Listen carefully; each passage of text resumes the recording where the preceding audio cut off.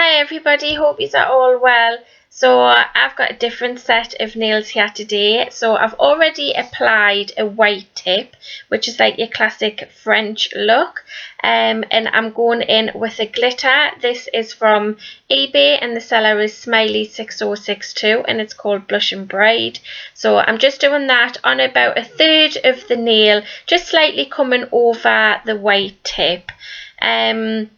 So on the rest of the nails, like on a diagonal line, I'm going in with a glitter from the seller on eBay, which is diamond glitters, and this is called Pink Flamingo, which is like a neon fine pink glitter. So just picking up a ball of clear acrylic and then dipping it into the glitter and just applying it to the nail that way. So as I say, just like on a diagonal, and then just neaten it up with my brush, and if I feel like I've got any gaps, and just dipping my brush back into the glitter, and then obviously the acrylic's still wet, so I can just fill them gaps up.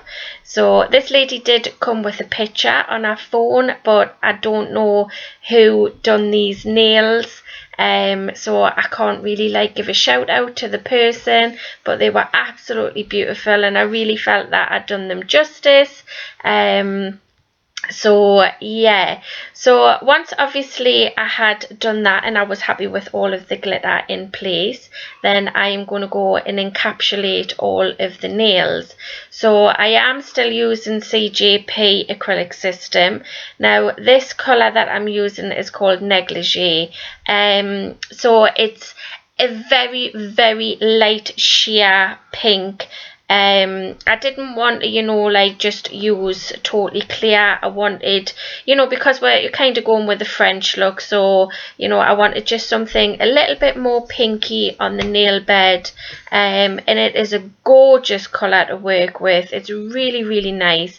So if you notice, if, some of you watch the way that I always do my nails, I am just encapsulating these a little bit different to what I normally do. Not with this one, so as usual, I get right up close to that cuticle and drag that down over as far as I can get it, and then I put a ball by the free edge and then blend that up over, and if I feel it needs a little bit more, which it normally does, just below that cuticle area where your stress point is, I just apply a little bit more and then drag that down over, and I find that just gives a perfect coverage. So I wanted to encapsulate this glitter straight away, so I'm just placing the ball right in the middle and then just dragging that over the white tip, and then obviously my second ball will be just above that, just right up close to that cuticle. You don't want your acrylic too bulky around your cuticle area. If you notice that you suffer from lifting or anything like that, that could be a cause.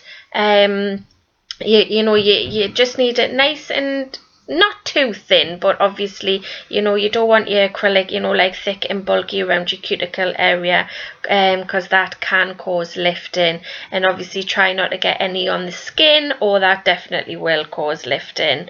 So once obviously I had done all of that, then I go in and do my usual filing.